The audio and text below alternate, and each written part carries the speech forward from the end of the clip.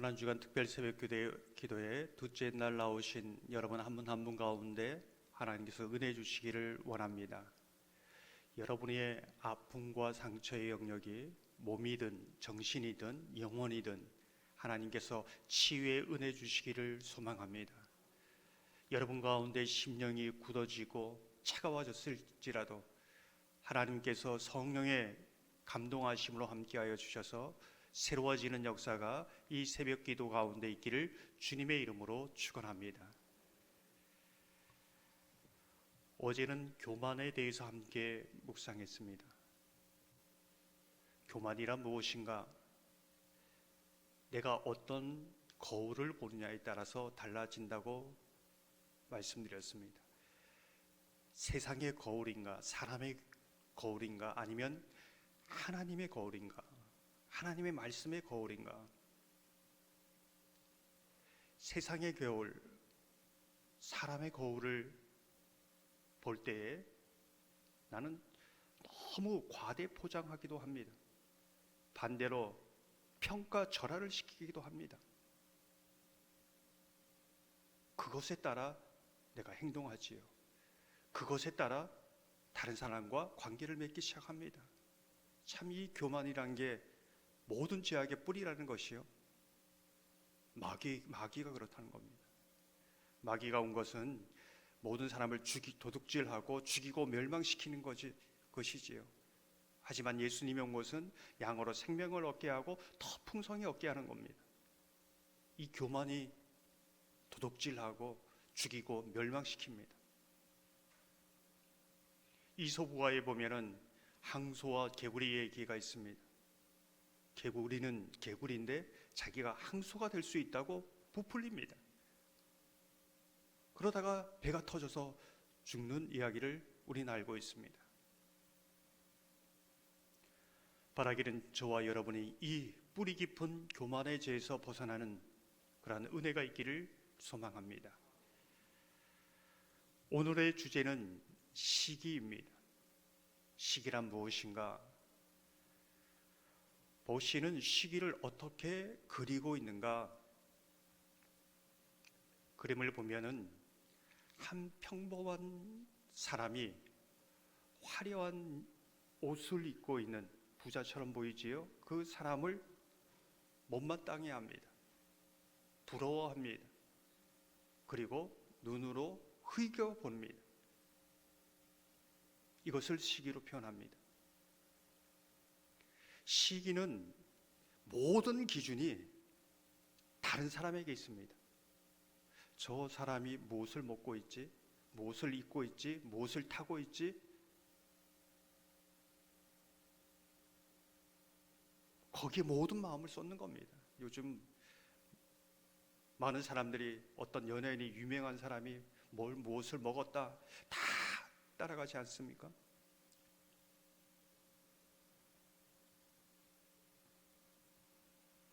오늘 본문을 보면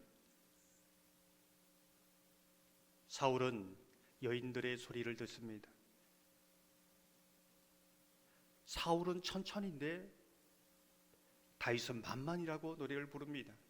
그 순간 마음속에서 시기가 일어나는 것이지요. 그러면서 다윗을 주목하였다 이렇게 말씀하고 있습니다. 뭐라고?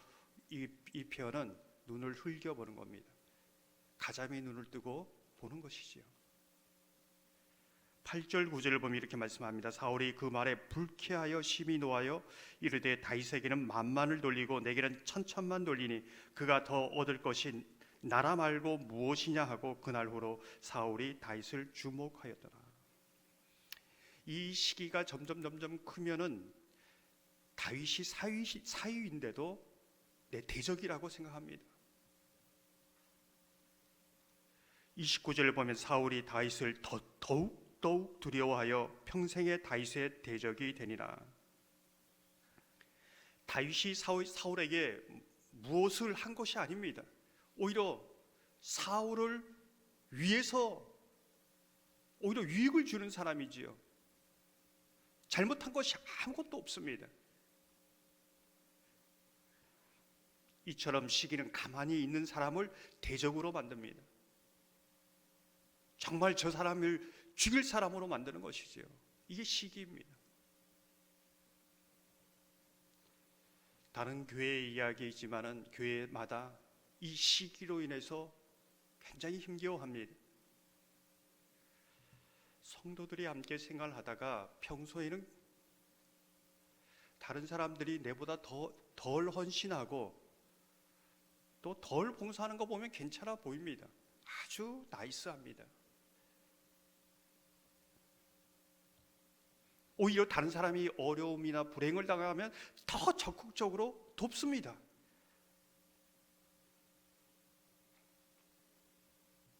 시기는 남의 불행이 나의 기쁨이고 또 남의 행복이 나의 불행입니다. 이렇게 생각하는 것이죠. 그런데 이 문제는 누가 나보다 더 헌신하면, 누가 나보다도 더 사람들에게 인정받으면 그때부터는 시기가 나기 시작합니다. 그렇게 하지 못한 자신은 형편없는 사람처럼 느껴지는 것이지요. 자신이 한 것은 아무것도 아닌 것처럼 그렇게 보여집니다. 그 결과 열심히 헌신하는 사람을 대적으로 만드는 겁니다. 좋지 않는 소문을 퍼뜨리고 그 사람에 대해서 비아냥거리고 끌어내립니다. 그가 한 것은 아무것도 아니다, 별것 아니다, 깎아내리기도 합니다. 이게 시기입니다. 사실 이단들이 요즘 그렇습니다. 자신에게 진리가 없으니까 뭘로 포장합니까? 교회 목회자들 향해서 깎아내리는 것이지요. 그리고 본인들은 굉장히 거룩하며 진리를 가지고 있는 것처럼 포장합니다. 그러다 보니 교회가 어려워집니다. 많은 사람들이 상처받고 헌신하는 것을 두려워하고 그 헌신하는 사람은 점점 적어지는 것이지요. 이 시대의 교회의 어려움은 세상의 조롱, 비난이 아닙니다. 서로 시기를 가지고 비난하고 서로 깎아내리며 모든 에너지를 교회 안에 소모해버리기 때문에 그렇습니다. 이 시기는 얼마나 아픈 것이 공동체의 다툼과 분쟁을 조장하고 가는 곳마다 수근수근 거리고 비록 사이지만 형제이지만 자매이지만 미움의 대상으로 그렇게 만들어버리는 것이죠. 참으로 안타까운 것입니다. 교만과 이 시기는 뗄래야 뗄 수 없는 것이지요. 여러분이 아는 것처럼 1984년에 영화로 나온 아마데우스, 모차르트를 시기한 실리에르 이야기를 담고 있습니다. 사실 이 실리에르는 궁정악장입니다. 굉장한 작곡가입니다. 근데 저 천재 모차르트가 있는 한 내가 무엇을 해도, 최선을 다해도, 노력을 해도 난 언제나 이인자라는 비참한 인생을 살 수밖에 없다. 평생 그를 시기하며 운목을 꾸미다가 생을 마무리합니다. 자기의 삶도 파괴되고 다른 사람의 삶도 파괴하는 아주 무서운 것이 이 시기라는 겁니다.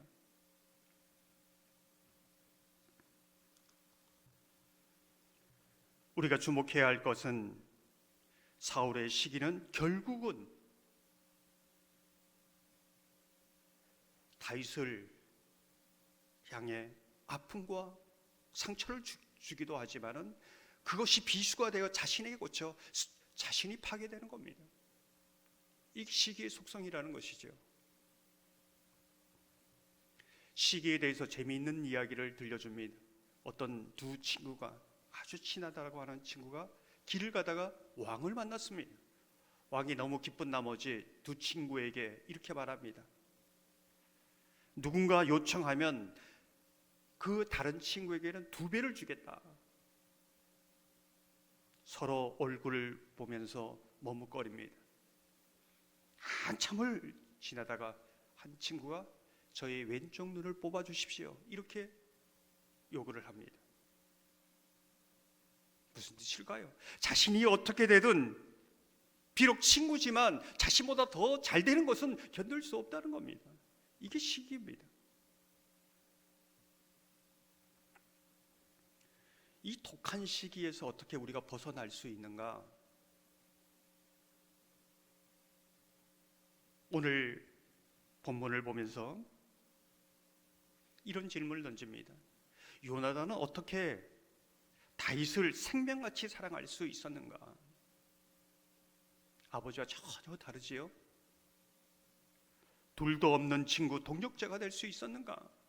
여러분은 어떻게 생각하십니까? 인간적으로 보면 왕의 후계자인 자신을 밀어내고 왕이 되려고 하는 사람 아닙니까? 어찌 보면 그는 신하와 백성에게 더 인정받는 그런 사람이 되고 자신의 대적이 아닙니까? 그런데 정말 생명같이 사랑하는 그러한 친구가 되고 동력자가 되고, 이거는 인간적으로 이해할 수 없는 것이지요.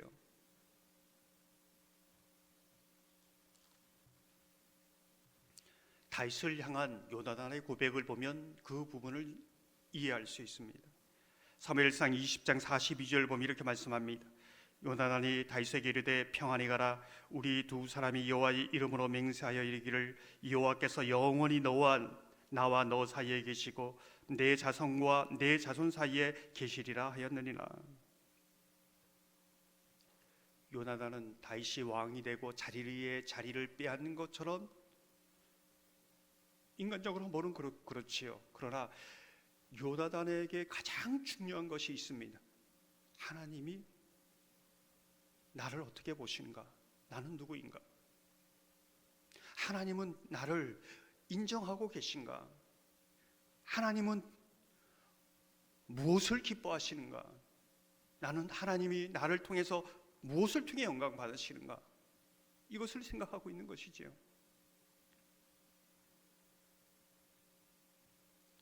여러분이 잘 아는 달란트 비유에서 하나님께서는 그가 5달란트를 가졌던, 2달란트를 가졌던, 1달란트를 가졌던 그것에는 관심이 없습니다. 그런데 사람들은 거기에 기준을 두지요. 그러기에 하나님께서는 그가 받은 것을 가지고 어떻게 살아가느냐, 하나님 앞에 이것을 보십니다. 그래서 5달란트, 2달란트, 1달란트 동일한 칭찬과 영광이 주어지는 겁니다. 다른 게 아닙니다. 이 비밀을 하나님 앞에서 요나단은 깨닫게 되는 것이지요. 결국 주님의 몸된 교회의 시기를 이기는 비결은 내가 하나님 안에서 누구인가? 정말 하나님이 무엇을 통해서 내가 인정을 받고 하나님의 영광 받으시는가? 정말 내가 나답게 살아갈 때에, 내 역할을 해갈 때 하나님은 영광을 받으신다. 그 열매가 사랑이지요.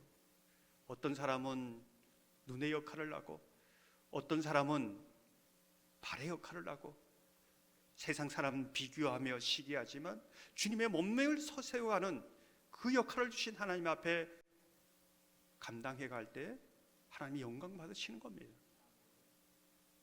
로마서 12장 15절을 보면 이렇게 말씀합니다. 즐거워하는 자들과 함께 즐거워하고 우는 자들과 함께 울라. 저와 여러분이 이 시기를 벗어 던지고 하나님의 칭찬과 영광을 구하며 서로 격려하고 사랑하는 그리스도의 몸을 세워가는 하나님의 사람들 되기를 주님의 이름으로 축원합니다.